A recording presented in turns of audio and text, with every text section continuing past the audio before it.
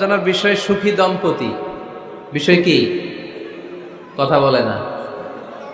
দম্পতি বোঝেন? বোঝেন? স্বামী আর স্ত্রী বানায় যেজন মিস্ত্রি, সে বড় আজব কারিগর ও মনরে সে বড় কঠিন কারিগর। ঠিক কিনা? পৃথিবীর প্রথম দম্পতি হচ্ছে সাইয়েদনা আদম আলাইহিস সালাম আর হাওয়া আলাইহাস সালাম। পৃথিবীর প্রথম স্বামী আদম আলাইহিস সালাম, প্রথম স্ত্রী হাওয়া আলাইহাস সালাম। ওয়াকুলনা ইয়া আদম উসকুন আনতা ওয়া যাওজুকাল জান্নাহ। আল্লাহ বললেন, আদম তুমি আর তোমার জোড়া বা তোমার স্ত্রী দুজনে মিলে জান্নাতে থাকো। তাহলে ওনারা ছিলেন স্বামী আর স্ত্রী, ঠিক কিনা?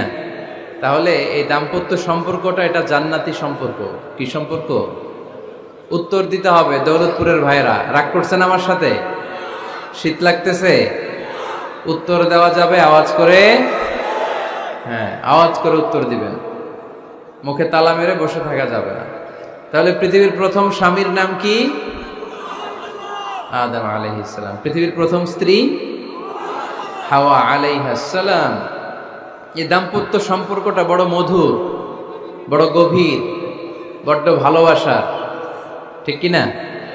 স্বামী আর স্ত্রী, স্বামী আর স্ত্রী, এই সম্পর্কটাকে আল্লাহ তাআলা কোরআনে পোশাকের সাথে তুলনা করেছেন। কিসের সাথে? পোশাক। আরবিতে বলে লিবাস। আরবিতে কি বলে? লিবাস। আল্লাহ বলেছেন, ও নারীরা তোমরা পুরুষদের জন্য পোশাক, আর ও পুরুষেরা তোমরা নারীদের জন্য পোশাক। পড়েন সুবহানাল্লাহ। পোশাকের বেসিকলি তিনটা কাজ। কয়টা? কেউ কথা কয় না। আরো জোরে বলেন, কয়টা? তো এখন আওয়াজ আসলো কোত্থেকে? আওয়াজ করে উত্তর দিবেন, চিল্লায় বলেন পোশাকের কাজ কয়টা? এভাবে শেষ পর্যন্ত খোঁচায় যেন সাউন্ড বের করা না লাগে, স্বপ্রণোদিত ভাবে উত্তর করবেন, ক্লাসের মতো হোক। তিনটা কাজ। এক নম্বর কাজ হচ্ছে পোশাক ইজ্জতের আবরু, লজ্জাস্থান ঢেকে রাখে, ঠিক কিনা? আমাদের লজ্জাস্থান ঢেকে রেখেছে আমাদের পোশাক। ঠিক তেমনি স্বামী তার স্ত্রীর ইজ্জত হেফাজত করে, স্ত্রী তার স্বামীর ইজ্জত হেফাজত করে, স্বামী তার স্ত্রীর চরিত্র হেফাজত করে, আর স্ত্রী তার স্বামীর চরিত্র হেফাজত করে। এজন্য আল্লাহ একে অপরের উদাহরণ দিতে যে লেবাস বা পোশাকের সাথে তুলনা দিয়েছেন। সুবহানাল্লাহ পড়েন। পোশাকের দুই নাম্বার কাজ হচ্ছে সৌন্দর্য। এই যে কত সুন্দর ডিজাইন করা, এমব্রয়ডারি করা পোশাক যখন আমরা পরি সুন্দর লাগে না? তেমনি পুরুষের চোখে নারী সুন্দর, নারীর চোখে পুরুষ সুন্দর, স্বামীর চোখে স্ত্রী সুন্দর, স্ত্রীর চোখে স্বামী সুন্দর। সুবহানাল্লাহ পড়েন। পোশাকের তিন নাম্বার কাজ হচ্ছে কমফোর্ট, আরাম দেয়া, প্রশান্তি দেয়া। শীতকালে এই যে আমরা ব্লেজার পরেছি, জ্যাকেট পরেছি, অনেকে চাদর গায়ে দিয়েছেন, কেউ মাথায় রুমাল দিয়েছেন, কেউ গলায় মাফলার দিয়েছেন, একটা উষ্ণ উষ্ণ আরাম আছে না নাই? আবার গরমের কালে পাতলা সুতি কটনের কাপড় পরলে একটা আরাম আছে না নাই? তাহলে পোশাক পরলে যেমনি আমাদের দেহ প্রশান্ত হয়, আরাম পাওয়া যায়, তেমনি স্বামী স্ত্রীর স্পর্শ পেলে সে আরাম পায়, তার হৃদয়টা প্রশান্ত করে দেয় কে? আবার স্ত্রী স্বামীর সঙ্গ পেলে তার মধ্যে প্রশান্তি এনে দেয় কে? এজন্য রাব্বুল আলামিন বলেন, হুন্না লিবাসুল লাকুম ওয়া আনতুম লিবাসুল লাহুন্না। ও দুনিয়ার নারীরা, তোমরা হলে পুরুষদের জন্য পোশাক, পুরুষ হলো নারীদের জন্য পোশাক। সুবহানাল্লাহ পড়েন। পোশাক যেমনি ইজ্জত আবরুর হেফাজত করে, তেমনি স্বামী স্ত্রী একে অপরের ইজ্জত হেফাজত করে। পোশাক যেমনি সৌন্দর্য বাড়ায়, স্বামীর চোখে স্ত্রী সুন্দর, স্ত্রীর চোখে স্বামী সুন্দর। পোশাক যেমনি আরাম দেয়, স্বামী তার স্ত্রীর স্পর্শ পেলে, স্ত্রী তার স্বামীর স্পর্শ পেলে হৃদয়ে প্রশান্তি অনুভব করে, ঠিক কিনা? এজন্য দাম্পত্য জীবন, এখানে স্বামীও আছে স্ত্রীও আছে। ইংরেজিতে বলে কাপল, কাপল লাইফ। এই বিশ্ব সভ্যতা নির্মাণে নারী পুরুষ, স্বামী স্ত্রী দুইজনেরই অবদান আছে না নাই? এজন্য সুনানে তিরমিজির বর্ণনায় আল্লাহর হাবিব সাল্লাল্লাহু আলাইহি ওয়াসাল্লাম বললেন, আন-নিসাউ শাকাইকুর রিজাল। নারীরা হচ্ছে পুরুষের কাউন্টার পার্ট, নারীরা হচ্ছে পুরুষের পার্টনার, সহকর্মী, সহযোগী। এই বিশ্ব সভ্যতা নির্মাণে শুধু পুরুষদেরই অবদান নাই, নারীদের অবদান আছে না নাই? এজন্য কাজী নজরুল ইসলাম অসাধারণ লিখেছে, এ বিশ্বে যা কিছু মহান চিরকল্যাণকর অর্ধেক তার করিয়াছে নারী অর্ধেক তার নর।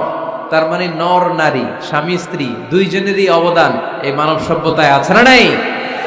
এই সম্পর্কটাকে আল্লাহ লেবাসের সাথে তুলনা করলেন, মেটাফরিক্যালি, রূপক ভাবে আল্লাহ পোশাকের সাথে তুলনা করলেন। পোশাক যেমনি গায়ের সাথে লেগে থাকে, পোশাক যেমনি চামড়ার সাথে মিশে থাকে, স্বামী স্ত্রীর সম্পর্কটাও এরকম, একাকার, মিলেমিশে, ভালোবেসে একাকার। স্বামী স্ত্রীর রিলেশনশিপ সম্পর্কটা অনেকটা হাত আর চোখের মতো। হাত ব্যথা পেলে চোখ দিয়ে পানি ঝরে, আবার চোখ দিয়ে পানি ঝরলে হাত সেই পানি মুছে দেয়, ঠিক কিনা? তাহলে সম্পর্কটা কেমন যেন হাত আর চোখের মতো। হাত কেটে গেলে পানি পড়ে কোন দিক দিয়ে? চোখ দিয়ে পানি ঝরে। আবার চোখ দিয়ে পানি ঝরলে চোখের পানি মোছার জন্য হাতের দরকার আছে না নাই? তাহলে একেবারে মিলেমিশে একাকার সুখী দাম্পত্য জীবন। স্বামী স্ত্রী এই জান্নাতি সম্পর্কটাকে কিভাবে উপভোগ করবে, কিভাবে একে অপরের সাথে ডিলিংস করবে, আচরণ করবে, এ ব্যাপারে কোরআন এবং সুন্নায় আমাদের জন্য গাইডলাইন দেয়া আছে না নাই? আমরা গাইডলাইন নিব কোরআন থেকে। কোত্থেকে? কোরআন থেকে আর সুন্না থেকে। কারণ এই কোরআন আর সুন্না আমাদেরকে সঠিক জীবন দর্শন শিখায়, কিভাবে এই পৃথিবীতে চললে পৃথিবীতেও সুখ আবার আখেরাতেও সুখ, এর সব দিক নির্দেশনা কোরআনে আছে না নাই? তাহলে এই যে স্বামী স্ত্রীর দাম্পত্য জীবন, এক্ষেত্রে প্রত্যেককে আল্লাহ তাআলা কিছু দায়িত্ব দিয়েছে। আজকে দায়িত্বগুলোর ব্যাপারে আমরা শুনব। স্ব স্থানে থেকে প্রত্যেকেই, স্বামী যদি স্বামীর দায়িত্ব পালন করে, স্ত্রী যদি স্ত্রীর দায়িত্বটুকুন পালন করে, তাহলে দাম্পত্য জীবনটাকে জান্নাতি দাম্পত্য সুখ দিয়ে ভরে দিবে কে? আল্লাহ। আমাদের প্রত্যেকের দাম্পত্য জীবন সুখী হোক, সমৃদ্ধ হোক, আমরা চাই কি চাই না? অনেকে বলে হুজুর সুখ নাই, সুখ নাই, ঘরের ভেতরে গেলেই জাহান্নাম। আহা, কথা শোনে না আমার। আবার স্ত্রীরা বলে হুজুর দোয়া করবেন, পরকিয়া করে, খালি এসএমএস পাঠায়, আমারে ভাল লাগে না, এখন এখন অন্যদিকে ঘুরে। এরকম আসরা নাই? দুই দিক থেকে অভিযোগ। বোনদের জন্য কোনো প্যান্ডেল ট্যান্ডেল আছে নাকি আজকে? হ্যাঁ, দিনের বেলা সমাবেশ ছিল তো, এটা হয়ে গেছে তো মাইকের সাউন্ড নিশ্চয়ই। এই এদিকে উঠছে কে? টান দেন এদেরকে ধরে, টানেন টানেন, টাইনা বসান বসান, টান দেন টান দেন, হুজুরে ধরেন, হুজুরে ধরেন। ধরতে পারেন নাই হুজুরে? ধরছেন? হ্যাঁ, টান দেন। এই তো, টাইনা বসেন। এদিকে তাকান, এদিকে হয়েছে, হ্যাঁ বসাই দিচ্ছে। এইভাবে চলবে একেবারে শেষ পর্যন্ত। উঠলে খবর আছে। শুরুতে সুযোগ দিয়েছি, সুযোগ নেন নাই। তো আমরা প্রথমে স্বামীর দায়িত্ব শুনবো। দাম্পত্য জীবনে স্বামীকে আল্লাহ তাআলা কি দায়িত্ব দিয়েছে, তারপর স্ত্রীকে আল্লাহ তাআলা কি দায়িত্ব দিয়েছে, এবং দুইজনের আবার কালেকটিভ সম্মিলিত কিছু দায়িত্ব আছে, এগুলো আমরা শুনবো। শুনতে রাজি আছেন তো? কষ্ট হচ্ছে আপনাদের? আচ্ছা, তো প্রথমে আমরা সম্মিলিত দায়িত্বের কথা শুনবো। সম্মিলিতভাবে আল্লাহ স্বামী স্ত্রী দুইজনকেই কিছু দায়িত্ব দিয়েছে, যে দায়িত্বটা দুইজনের উপরই বর্তায়। এরপরে শুনবো স্বামীকে আল্লাহ কিছু দায়িত্ব দিয়েছে, এটা শুনবো। এরপরে স্ত্রীকে কিছু দায়িত্ব দিয়েছে। আল্লাহর কসম, এই দায়িত্বগুলো যদি স্বামী স্ত্রী সম্মিলিতভাবে পালন করে, এক একটা ঘরকে আল্লাহ জান্নাতি পরিবার বানায় দিবে, সুখী সমৃদ্ধ জান্নাতি দম্পতি বানায় দিবে। এরকম দাম্পত্য জীবন, সুখময় দাম্পত্য জীবন আমাদের হোক। আমরা চাই কি চাই না? চাই। তাহলে আমরা প্রথমে আলাদা আলাদা দায়িত্ব শোনার আগে সম্মিলিত বা কালেকটিভ রেসপন্সিবিলিটি কি আছে, এই সম্মিলিত দায়িত্বগুলো শুনবো। স্বামী স্ত্রীর দুইজনের কাঁধেই বর্তায় এরকম প্রথম দায়িত্ব হচ্ছে স্যাক্রিফাইস। দাম্পত্য জীবনের আসল খেলাটা হচ্ছে স্যাক্রিফাইসের খেলা। কিসের খেলা? স্যাক্রিফাইস। এটা লাগবে। আমার বোনেরা অথবা যুবতী বোনেরা অথবা রিসেন্টলি বিয়ে হয়েছে এরকম বোনেরা, আজকে তো এক ভাই এসে দোয়া চাইল, হুজুর 3 দিন আগে বিয়ে হয়েছে আমার, একটু দোয়া করে দেন। তারপর যুবক ছেলেরা, তোমরা যারা বিয়ে করনি করবা, খেয়াল করে শোনো, এগুলো কাজে লাগবে। স্যাক্রিফাইসটা খুব জরুরি। স্যাক্রিফাইস ইজ দ্য কি of a successful happy couple life. একটা সুখী দাম্পত্য জীবনের আসল চাবি হচ্ছে স্যাক্রিফাইস। আওয়াজ করে বলতে হবে, চাবিটার নাম কি? স্যাক্রিফাইস করতে হবে। একটু মানিয়ে নেয়া, একে অপরকে বোঝা, একটু ভালোবাসা, একটু মানিয়ে চলা, এটার নাম হচ্ছে স্যাক্রিফাইস। একে অপরকে বোঝার চেষ্টা করা, একটু মানিয়ে চলার চেষ্টা করা, একটু ভালো লাগা, একটু ভালোবাসা, সুখ দুঃখ ভাগাভাগি করে মিলেমিশে একাকার হয়ে যাওয়া, এটার নামই দাম্পত্য জীবন। ঠিক কিনা? হ্যাঁ, এটার নামই দাম্পত্য জীবন। মিলেমিশে একাকার হয়ে যেতে হবে, স্যাক্রিফাইসের মানসিকতা অর্জন করতে হবে। একে অপরের দোষ ধরলে চলবে না, কারণ no one is perfect in this life. আপনি যে আপনার বউয়ের দোষ ধরতেছেন, আপনার দোষ নাই? কথা বলেন না কেন? আপনারও দোষ আছে না নাই? তো লিস্ট দুই ভাবে করা যায়, একটা হচ্ছে দোষের লিস্ট আর একটা হচ্ছে গুণের লিস্ট। দোষের লিস্ট বাদ দিয়ে দেন। আপনার স্ত্রীর মধ্যে আল্লাহ তাআলা কি কি গুণ দিয়েছে এই গুণগুলোর লিস্ট করুন, দোষের লিস্ট নয়। দাম্পত্য জীবনটাই এমন, কখনো ঝগড়া, কখনো হাসাহাসি, কখনো মেঘ, কখনো বৃষ্টি, আছে না নাই? হয় না এরকম? আপস অ্যান্ড ডাউনস, মাঝে মাঝে একটু ঝগড়া, মাঝে মাঝে আবার ভালোবাসা, আবার খুনসুটি, এগুলো মিলেমিশে একাকার করে স্যাক্রিফাইস দিয়ে একে অপরকে জয় করে নিতে হয়। কারণ no one is perfect in this world. এই পৃথিবীতে কেউই পারফেক্ট না। আপনি আপনার বউয়ের দোষ খুঁজলে আপনারও দোষ আছে না নাই? কেউ দোষমুক্ত নয়। এজন্য দোষ না খুঁজে আমরা স্যাক্রিফাইস করব। দাম্পত্য জীবনের এটাকে সুখী সমৃদ্ধ করার 1 নাম্বার চাবিকাঠি হচ্ছে স্যাক্রিফাইস। এই দাম্পত্য জীবনকে সুখী করার 2 নাম্বার কালেকটিভ ফর্মুলা হচ্ছে ঝগড়া করা যাবে না। ঝগড়া আপনারা করেন নাকি ভাবির সাথে? ভাবির সাথে ঝগড়া করেন কে কে? দেখি হাত তোলেন।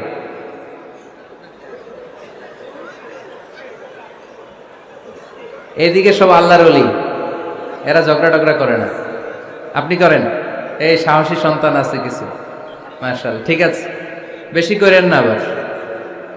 হ্যাঁ ঠিক আছে, ঠিক আছে, তোমরাও করো, বুঝছি, আপনারাও করেন। ওকে, না ঝগড়া করা যাবে না। একজন ঝগড়া শুরু করলে আরেকজন চুপ থাকতে হবে।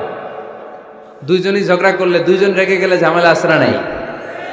স্বামী রেগে গেলে স্ত্রী চুপ, স্ত্রী কখনো রেগে গেলে স্বামী চুপ, দুইজনই রেগে গেলে তৃতীয় বিশ্বযুদ্ধ। ঠিক কিনা? এজন্য ঝগড়া করতে দেয়া যাবে না। কারণ এই ঝগড়া, সামান্য ঝগড়া থেকে এই ঝগড়া বাড়তে বাড়তে এটা বিচ্ছেদের দিকে গড়ায়, ডিভোর্স হয়ে যায়। এরকম কত কেস যে আমার কাছে আসে, কত কেস যে আমার কাছে আসে যে হুজুর ছোট্ট ঝগড়া থেকে আমাদের মধ্যে ঝগড়া বাড়তে বাড়তে ইগো প্রবলেমের কারণে বিচ্ছেদে গড়ায়। আর এই ঝগড়া একটু শুরু হলে ইবলিস শয়তানের কাজ হচ্ছে পালে বাতাস দেয়। কি দেয়? পালে বাতাস পেলে এটা দাউ দাউ করে উঁচু হয়ে ওঠে। আগুনের মধ্যে যেমনি কেরোসিন ঢাললে দাউ দাউ করে জ্বলে, সামান্য ঝগড়ার ছোতা পেলে ইবলিস শয়তান খালি দাউ দাউ করে এই ঝগড়ার আগুনকে জ্বালিয়ে দেয়। ঠিক কিনা? এজন্য ঝগড়া করবেন না, মেহেরবানি করে ঝগড়া শুরু করবেন না। যে কোনো মূল্যে এই ঝগড়াকে থামায় রাখতে হবে।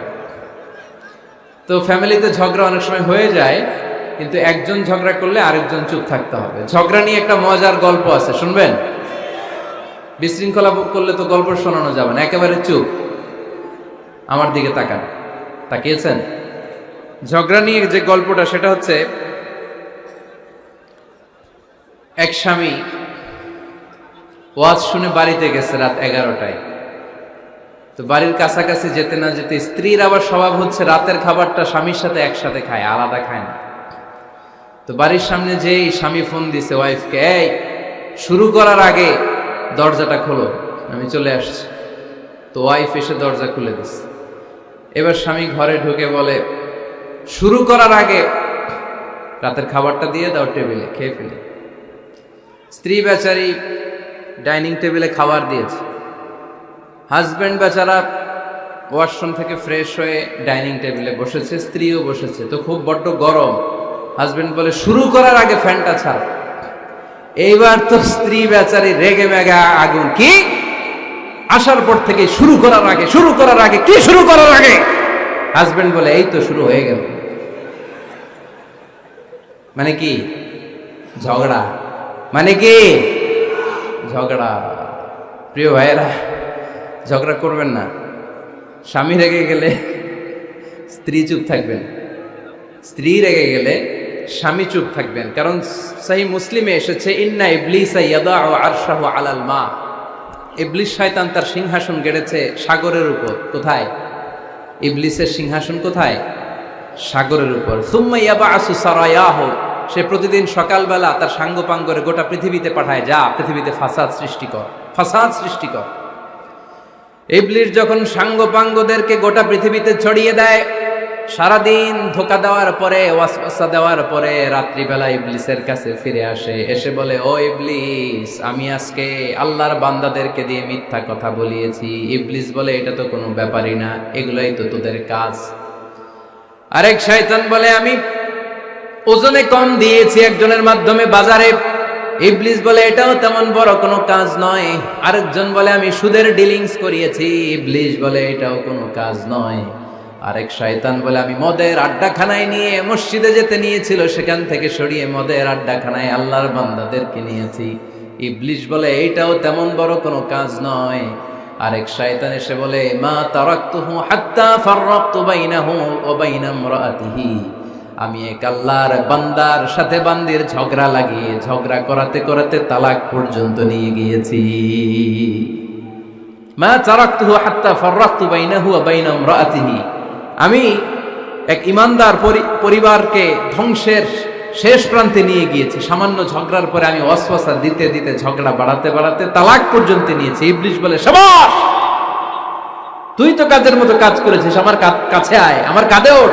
ইবলিস তখন ওই শয়তানকে কাঁধে নিয়ে নাচতে শুরু করে। নাউজুবিল্লাহ পড়বেন না? এজন্য ইমানদারদের সংসার ভেঙে খান খান হোক, এটা হলে ইবলিস খুশি, আর ইমানদারের পরিবার টিকে থাকলে আমার আল্লাহ খুশি। আমরা কার খুশি চাই? এজন্য শয়তানরে খুশি হতে দেয়া যাবে না। ইমানদারদের পরিবারগুলো ঝগড়ার মাধ্যমে ভেঙে যাক, সব সময় শয়তানের মিশন এটা। আর ইমানদারদের পরিবারগুলো টিকে থাক, এটা আমার আল্লাহ সব সময় চায়। সুবহানাল্লাহ পড়েন। এজন্য দৌলতপুরের ভাইরা ঝগড়া করবেন না। ঝগড়া কিন্তু নবী রাসূলদের পরিবারেও ছিল, আল্লাহ রাসূল সাল্লাল্লাহু আলাইহি ওয়াসাল্লামের পরিবারেও ঝগড়া ছিল। এটা স্বাভাবিক, দাম্পত্য জীবনের খুব সিম্পল ইস্যু। একজন রাগ করলে আরেকজন থেমে যাবে। পারবেন? কি হলো, পারবেন না?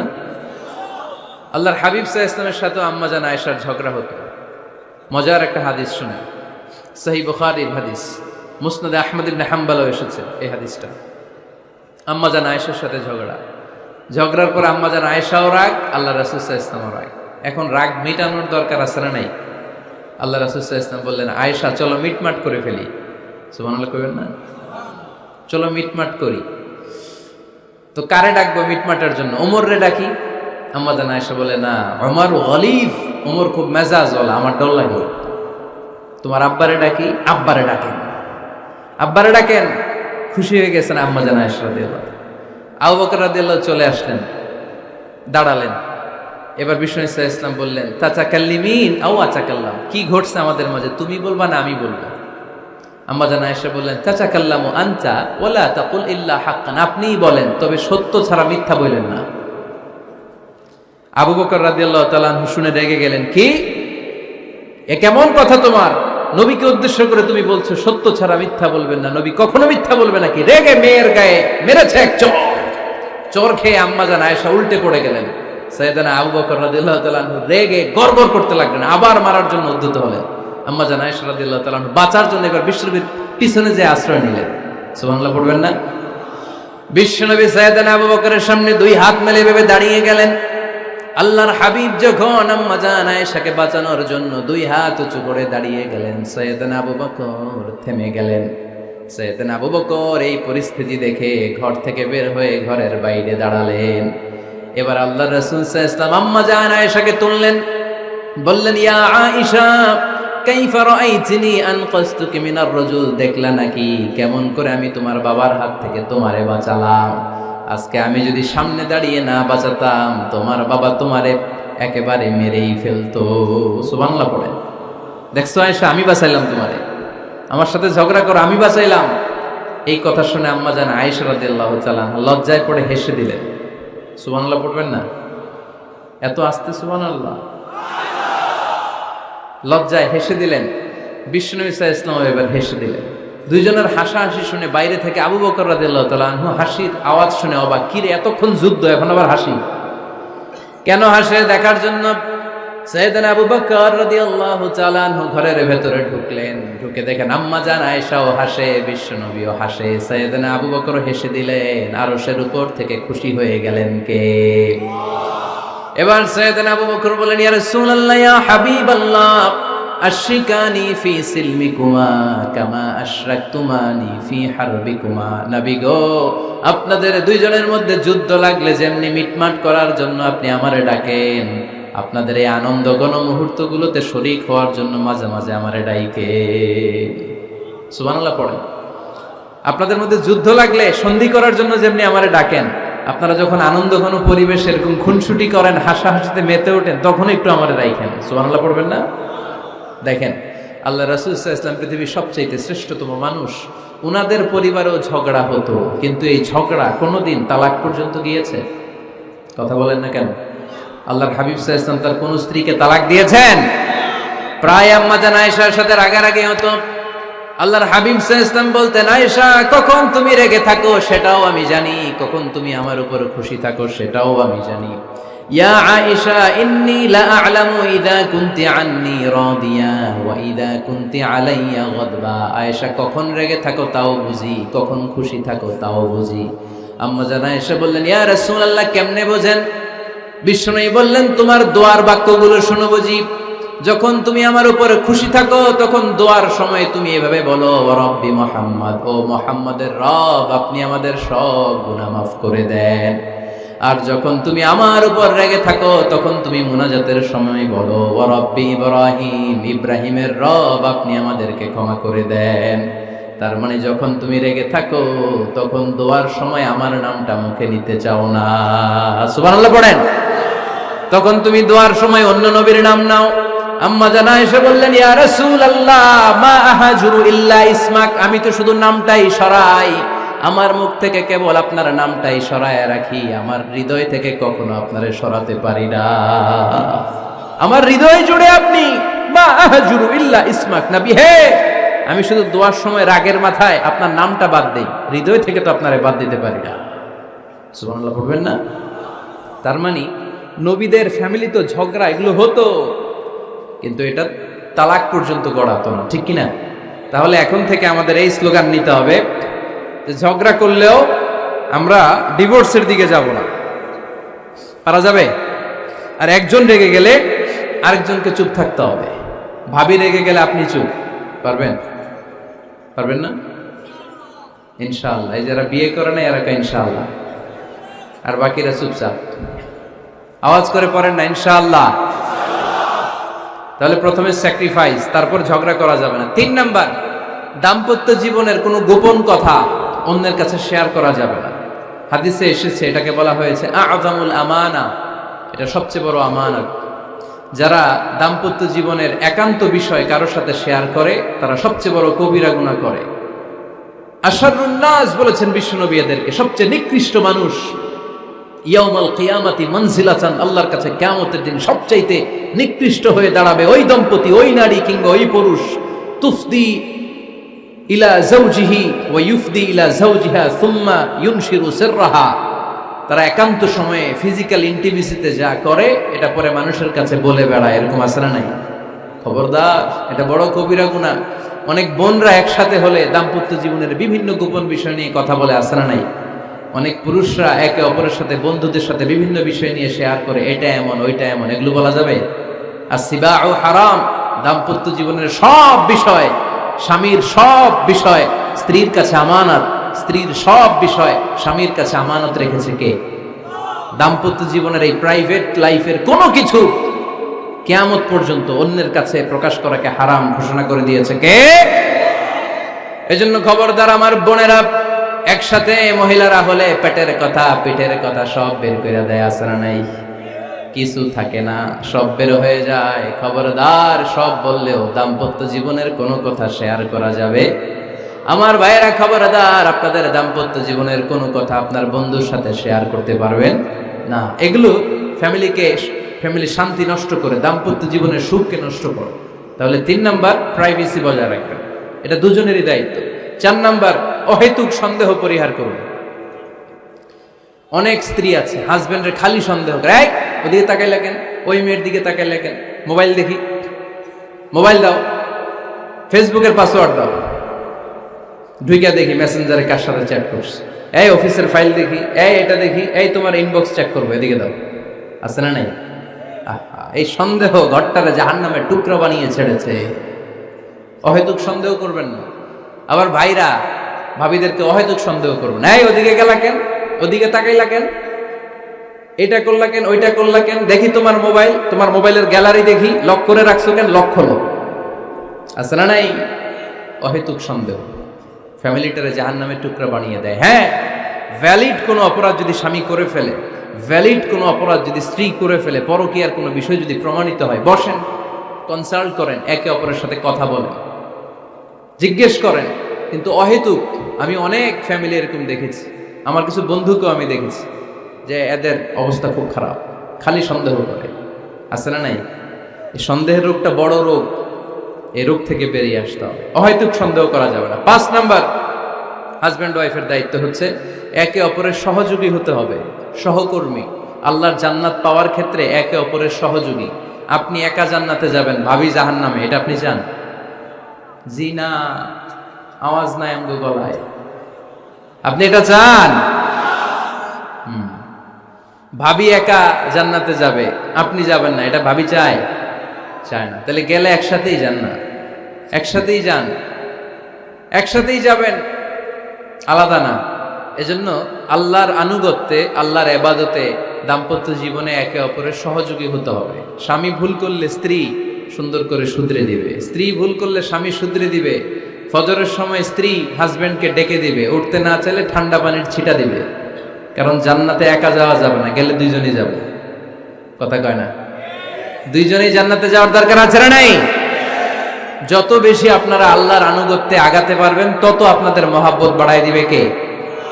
এই যে হাজব্যান্ড ওয়াইফের ভালোবাসাটাকে বলে লাভ পিরামিড। কি pyramid? Love pyramid, like triangle, ত্রিভুজ আকৃতির। হাজব্যান্ড ওয়াইফের ভালোবাসাটা ত্রিভুজ আকৃতির। The closer the couple comes to Allah, the closer they comes to each other. Husband wife যত বেশি আল্লাহর কাছে যাবে, তারা নিজেরাও নিজেদের তত কাছে যাবে। হাজব্যান্ড ওয়াইফ আল্লাহর সম্পর্ক থেকে যত দূরে সরে যাবে, তারা নিজেরাও নিজেদের থেকে তত দূরে সরে যাবে। ঠিক কিনা? ত্রিভুজ চিনেন আপনারা? হ্যাঁ, এই জিওয় কয়েকজন জিওয়, আপনারা ত্রিভুজ চিনেন না? চিনি, জিওয়। ঠিক আছে, ত্রিভুজের কয় কোণা? হ্যাঁ, 3 কোণা। এই যে এরকম লাভ পিরামিড, 3 কোণা। এই উপরের কোণায় আল্লাহর অবস্থান, আর এই কোণায় স্বামী, এই কোণায় স্ত্রী। তো তারা আল্লাহর দিকে যত যাবে, নিজেরাও তত কাছে যাবে। আর তারা আল্লাহর সম্পর্ক থেকে যত দূরে চলে যাবে, নিজেদের মধ্যে দূরত্ব বাড়তে থাকবে। ঠিক কিনা? পিরামিডটা বুঝতে পারছেন? ত্রিভুজ আকৃতির সম্পর্কটা লাভ পিরামিড এরকম, 3 কোণা। উপরের কোণায় থাকে আল্লাহ, এদিকে স্বামী, এদিকে স্ত্রী। তারা যদি আল্লাহর কাছে উভয়ে যেতে চায়, উভয়ে কাছাকাছি আসতেছে না? কথা বলেন না কেন? আর আল্লাহর আনুগত্য ইবাদত থেকে দুইজন যদি দূরে সরে যায়, তাহলে দুজনের দূরত্ব বাড়িয়ে দেয় কে? এজন্য স্বামী হবে স্ত্রীর সহযোগী, সহকর্মী। নামাজের সময় একে অপরকে ডেকে দিবেন, মোবাইলে অ্যালার্ম দিয়ে রাখবেন। স্বামী স্ত্রীরে ডাকেন, স্ত্রী স্বামীরে ডাকেন। স্বামী স্ত্রীকে কোরআন তেলাওয়াত শোনাবেন, স্ত্রী স্বামীরে কোরআন তেলাওয়াত শোনাবেন। ফ্যামিলিটারে জান্নাতি ফ্যামিলি বানায় দিবে কে? তাহলে এই 5টার দায়িত্ব কালেকটিভ রেসপন্সিবিলিটি, স্বামীর উপরও বর্তায়, স্ত্রীর উপরও বর্তায়। এগুলো মেনে চললে দাম্পত্য জীবন সুখকর করে দিবে কে? মনোযোগ আছে? কষ্ট হচ্ছে? এবার আমরা হাজবেন্ডের দায়িত্ব শুনবো। হাজবেন্ডের প্রথম দায়িত্ব হচ্ছে, হাজবেন্ড হচ্ছে caretaker of the family, in-charge, protector. আর রিজালু কাওয়ামুনা আলান নিসা। আল্লাহ বললেন স্বামী হলো তার স্ত্রীর ইনচার্জ, প্রোটেক্টর। স্ত্রীকে সুরক্ষা দিবে, স্ত্রীকে টেক কেয়ার করবে, স্ত্রীর দায়িত্বে থাকবে। এই দাম্পত্য জীবনের দুইজনের সংসারকে, সংসারের মধ্যে স্বামীকে দায়িত্বশীল বানিয়েছে কে? পুরুষ দায়িত্বশীল। পুরুষ কখনো নারীর ক্ষতি করে না, সুপুরুষ নারীর ক্ষতি করে না। ঠিক কিনা? গোটা পুরুষ সমাজ নারী সমাজের সুরক্ষা দিবে। যেগুলো নারীকে একান্তে পেলে রেপ করে, এই যে ঢাকা বিশ্ববিদ্যালয়ে একটা রেপের ঘটনা ঘটছে না, যে এই বেয়াদবটা এই কাজ করেছে, এটা কি পুরুষ না কুপুরুষ? এটা কি সুপুরুষ না কুপুরুষ? সুপুরুষ নারীর প্রোটেকশন দেয়, নারীর টেক কেয়ার করে, তার ইনচার্জ, তার দায়িত্বশীল। দাম্পত্য জীবনে অর্থনৈতিক যত দায় দায়িত্ব আছে সব আল্লাহ তাআলা পুরুষের কাঁধে দিয়েছে। কার কাঁধে? এই দাম্পত্য লাইফে নারীর কোনো অর্থনৈতিক দায় দায়িত্ব নারীর কাঁধে আল্লাহ দেয় নাই। এজন্য সব অর্থনৈতিক দায়িত্ব পুরুষের ঘাড়ে। 4টা অর্থনৈতিক দায়িত্ব আছে। পুরুষ নারীকে মোহরানা দিবে, পুরুষ নারীকে খাবারের ব্যবস্থা করবে, পুরুষ নারীকে পোশাকের ব্যবস্থা করবে, পুরুষ নারীর জন্য রেসিডেন্সিয়াল ব্যবস্থা করবে। ঠিক কিনা?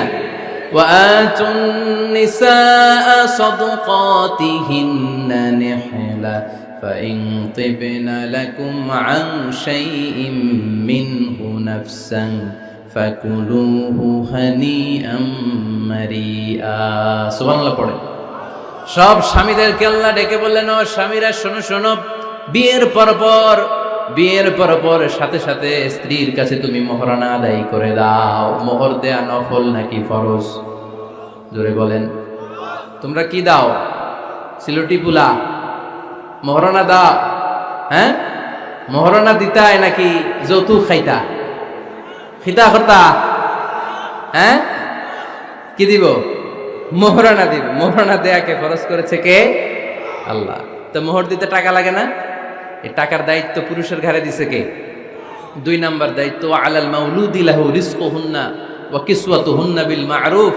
স্বামী স্ত্রীর জন্য খাদ্যের ব্যবস্থা করবে, পোশাকের ব্যবস্থা করবে।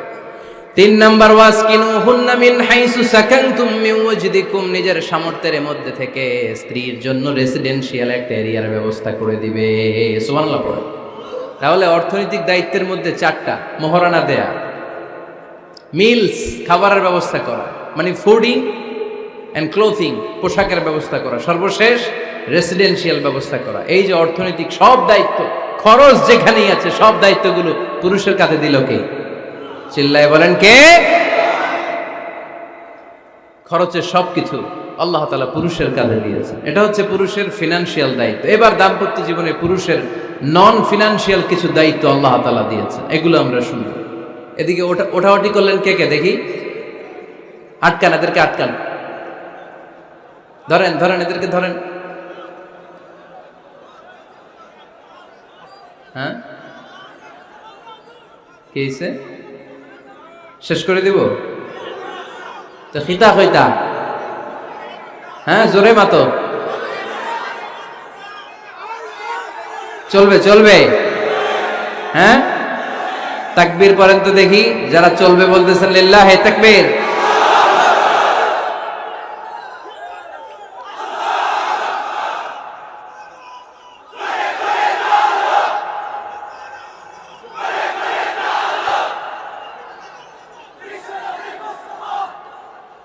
মাশাআল্লাহ মাশাআল্লাহ। এবার দাম্পত্য জীবনে নন ফিনান্সিয়াল পুরুষের যে দায়িত্ব আছে সেটা আমরা শুনবো। 1 নাম্বার দায়িত্ব হচ্ছে স্বামীর উচিত স্ত্রীর সাথে ভালো আচরণ করা। ভালো আচরণ করেন তো আপনারা? জি হয়। এই শুধু উনি করে, বাকিরা খিতা কর্তা, মারামারি কর্তা নি, খিতা কর্তা। হ্যাঁ, সালাম দিবেন, স্ত্রীকে কি দিবেন? আল্লাহ বললেন, ওয়া আশিরুহুন্না বিল মা'রুফ। স্ত্রীর সাথে কোমল ভাষায়, ভালো শব্দে, ভালো বাক্যে ভালো কথা বলো। স্ত্রীর সাথে খারাপ আচরণ করো না। স্ত্রীকে দেখলে তুমি মুচকি হাসি দাও। অনেক স্বামী আছে কখনো স্ত্রীকে দেখলে মুচকি হাসি দেয় না, চেহারাটা বাংলা পাসের মতো এরকম করে রাখে। আছে না নাই? দৌলতপুরের লোকের অবশ্য অনেক ভালো। এই যে সবার মুখে হাসি, মুচকি হাসি। হাসেন তো, মুচকি হাসি দেন তো একটা।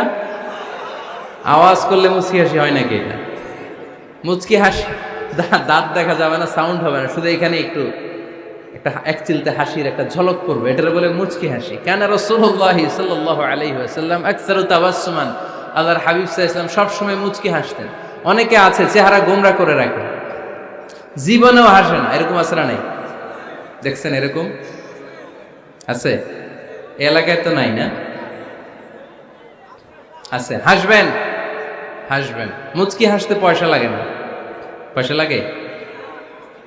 এজন্য হাসবেন। আল্লাহর হাবিব সাল্লাল্লাহু আলাইহি ওয়াসাল্লাম বলেছেন, ফাস্তাউসু বিন নিসাই খায়রা। নারীর সাথে ভালো আচরণ করো।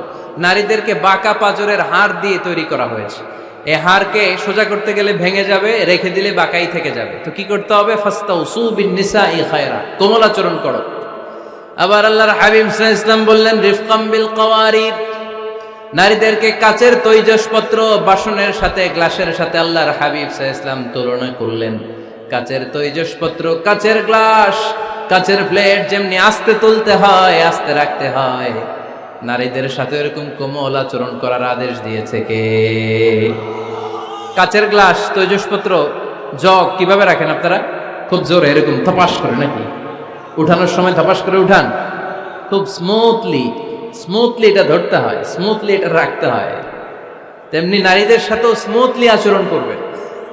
নারীদেরকে যত আপনি কোমল মোলায়েম ভাষায় কথা বলতে পারবেন, তারা তত আপনার কথা শুনবে। যত সুন্দর সুন্দর কথা, নারীকে, স্ত্রীকে বলবেন তুমি আমার সব, তুমি আমার কৈতরি, তুমি আমার টুনটুনি, তুমি আমার ময়না পাখি, তুমি আমার সোনা পাখি। ওই যে কয় কলিজা, তার মানে প্র্যাকটিস চলে বাসায়। আর কি ডাকেন? ভাবিরে কি ডাকেন বলেন? জান।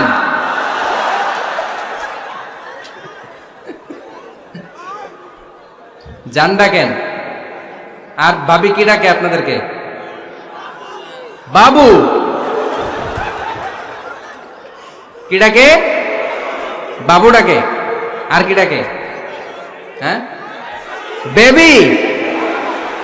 পোলাপান কত দুষ্ট দেখছেন, বেবি ডাকে নাকি? স্বামী স্ত্রীর মধ্যে এই সোহাগপূর্ণ, এই ভালোবাসাপূর্ণ এই ডাকাডাকিতে কোনো গুনাহ নাই, আছে সওয়াব। এগুলো দাম্পত্য জীবনকে সুখময় করে, ঠিক কিনা? তাহলে স্ত্রীদের সাথে কোমল আচরণ করতে হবে, 1 নাম্বার দায়িত্ব। 2 নাম্বার দায়িত্ব, স্ত্রীর সেক্সুয়াল ডিজায়ারকে ফুলফিল করতে হবে। সেনসিটিভ, যেগুলো ব্যাখ্যা করে বোঝানো কঠিন। আপনারা বুঝবেন যারা ম্যাচিউরড, মোর দেন 18 ইয়ার্স, যারা 18+ যাদের বয়স, সেক্সুয়াল ডিজায়ার ফুলফিল করা হাদিসে এসেছে, এটা স্বামীর দায়িত্ব। ফিজিক্যাল ইন্টিমেসির সময় নিজের ডিজায়ার ফুলফিল হলেই কুইট না করা, সময় দেয়া, এটা আবশ্যক। এই বিষয়েও প্রত্যেক স্বামীর খেয়াল রাখা দরকার। সংক্ষেপে শেষ করে দিলাম।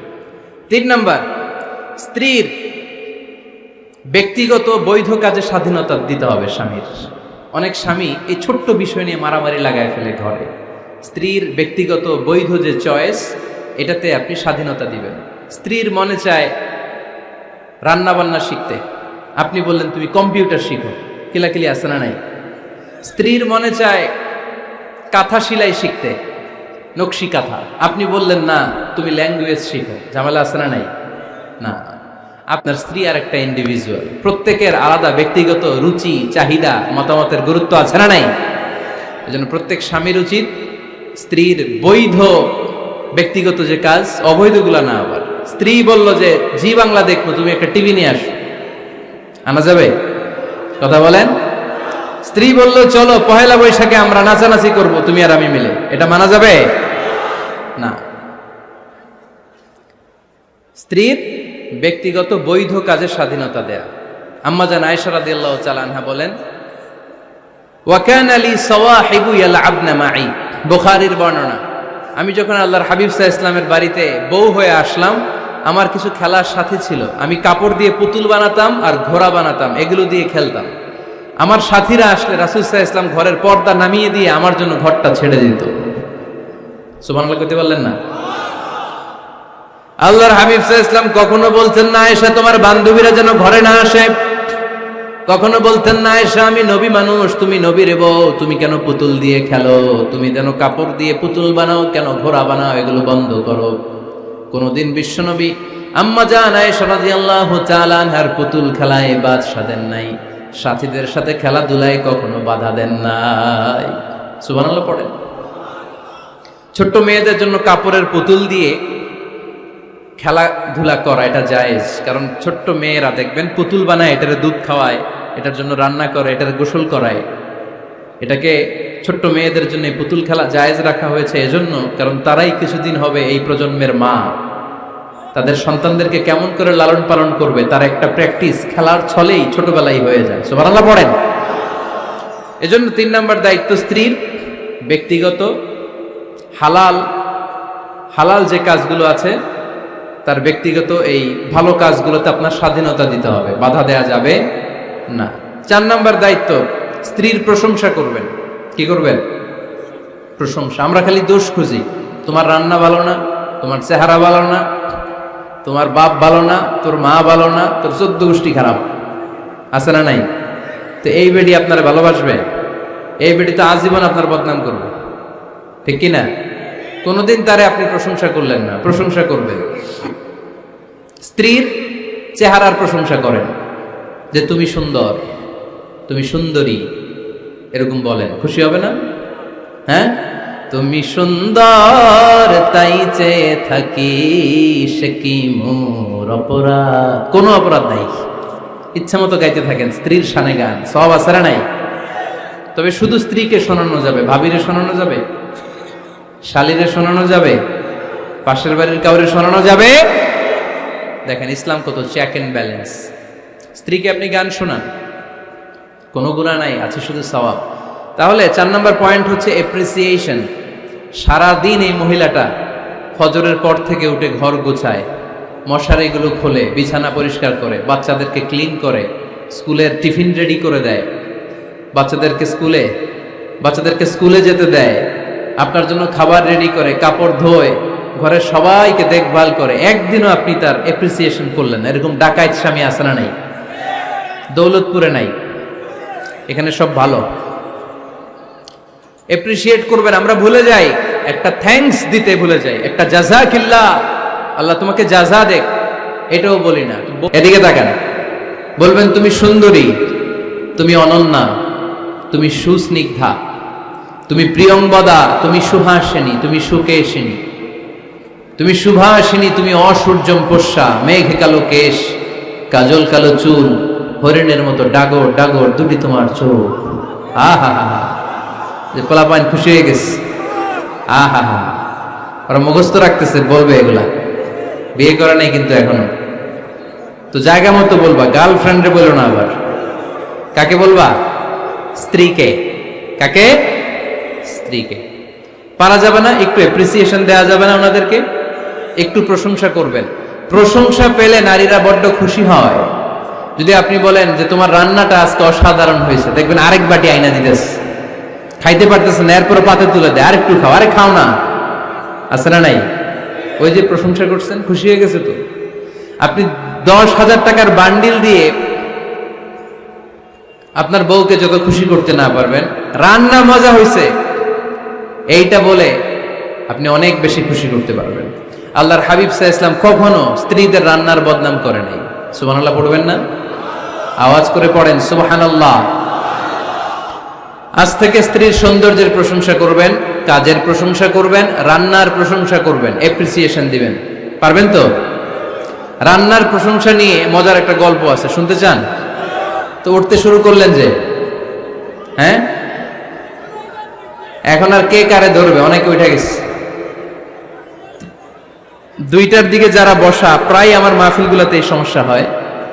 গাইবান্ধাতে আমি গেলাম, জিজ্ঞেস করলাম কখন আসছেন? কয় ফজর পরে আসছেন। তো ফজর পরে আসছেন, এত আগে আসছেন কেন? কয় জায়গা পাবো না, এই জন্য।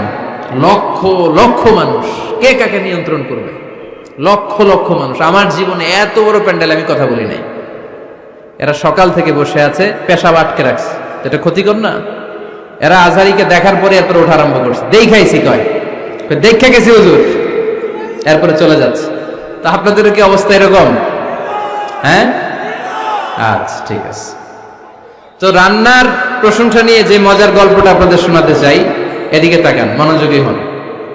আমার ওয়াজ শুনে এক লোক মনে মনে নিয়ত করছে যে আয় রে, জীবনে তো রান্নার প্রশংসা করলাম না, আজকে রান্নার প্রশংসা করব। তো মাহফিল শেষে বাসায় গেছে, স্ত্রী তাকে খাবার দিয়েছে, স্বামী খাবার খায় আর মিটি মিটি হাসে। স্ত্রী বলে, এই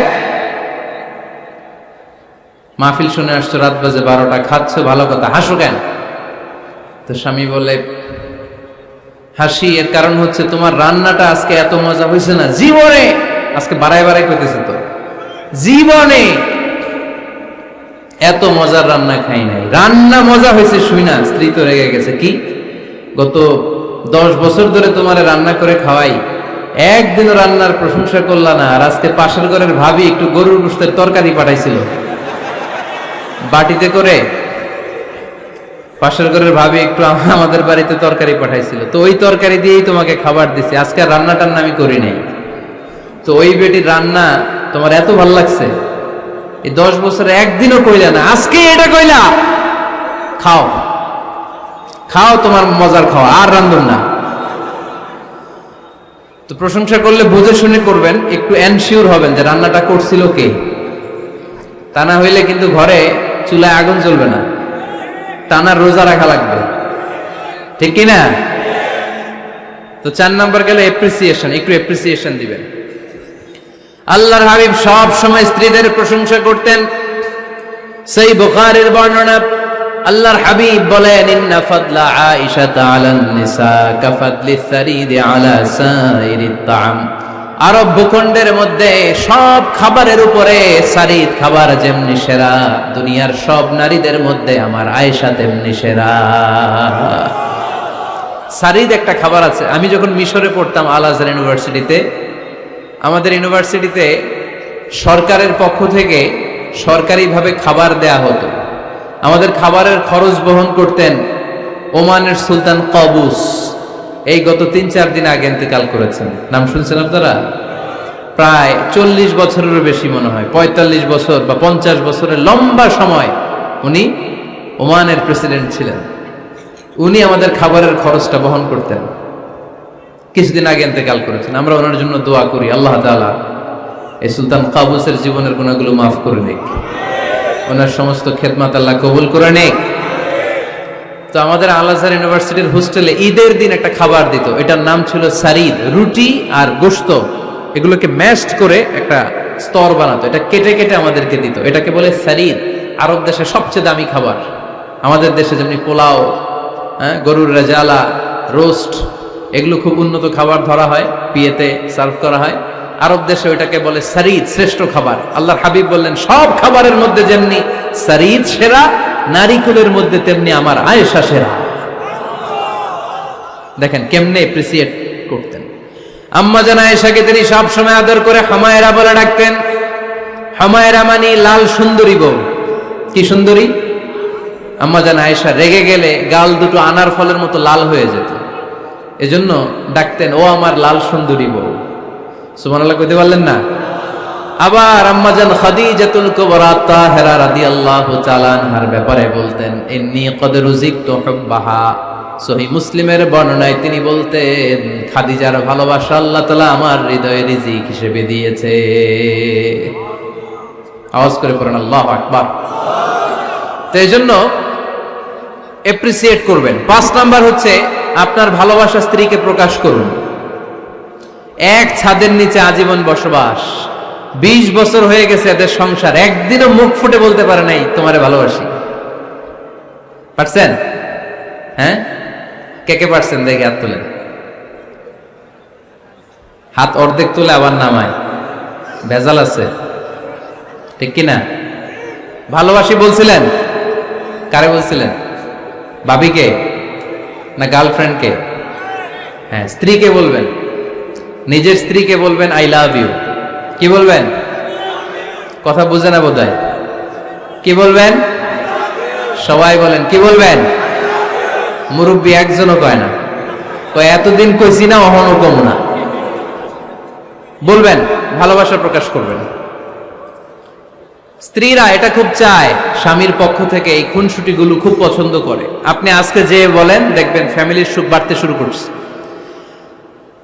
সুনানে তিরমিজির বর্ণনা, দেখেন বিশ্বনবী যে আই লাভ ইউ বলতো, তার দলিল শুনেন। সাহাবারা জিজ্ঞেস করলেন, ইয়া রাসূলুল্লাহ, মান আহাব্বুন নাসি ইলাইক, ও নবী কারে সবচেয়ে বেশি ভালোবাসেন? Who do you love the most? নবী কাকে সবচেয়ে বেশি লাভ করেন আপনি? সাহাবারা প্রশ্ন করলেন, ইয়া রাসূলুল্লাহ কাকে লাভ করেন বেশি? আল্লাহর হাবিব সাল্লাল্লাহু আলাইহি ওয়াসাল্লাম বললেন, আয়েশা, আয়েশা রে। সুবহানাল্লাহ কইবেন না? সাহাবারা বললেন, ওয়া মিনার রিজাল, পুরুষদের মধ্যে কারে বেশি পছন্দ করেন? বিশ্বনবী বললেন, আবুহা, আয়েশার বাবারে। সাইয়েদনা আয়েশা রাদিয়াল্লাহু তাআলা আনহার বাবার নাম কি? আবু বকর। কি নাম? আবু বকর। আল্লাহর হাবিব সাল্লাল্লাহু আলাইহি ওয়াসাল্লাম বললেন, সবচেয়ে বেশি লাভ করি আয়েশাকে। সাহাবারা বললেন অমিনার রিজাল, পুরুষদের মধ্যে কারে বেশি লাভ করেন? আল্লাহর হাবিব সাল্লাল্লাহু আলাইহি ওয়াসাল্লাম বললেন আয়েশার বাবারে। সুবহানাল্লাহ পড়েন। আম্মা জান আয়েশাকে বিশ্বনবী এত ভালোবাসতেন, আম্মা জান আয়েশা পেয়ালার যেইখানে ঠোঁট লাগিয়ে দুধ পান করতেন, বিশ্বনবী পেয়ালার ওই জায়গাটা খুঁজে খুঁজে ওই জায়গায় ঠোঁট লাগিয়ে দুধ পান করতেন। আম্মা জান আয়েশা রাদিয়াল্লাহু তাআলা না গোশত খেয়ে হাড্ডি চষে হাড্ডিটা রেখে দিলে বিশ্বনবী আম্মা জান আয়েশার চষা হাড্ডিটা মুখে নিয়ে আবার চষতে শুরু করে দিতেন। পড়েন সুবহানাল্লাহ। দুইজন একসাথে এক বালতি থেকে পানি নিয়ে গোসল করতেন। পড়েন আল্লাহু আকবার।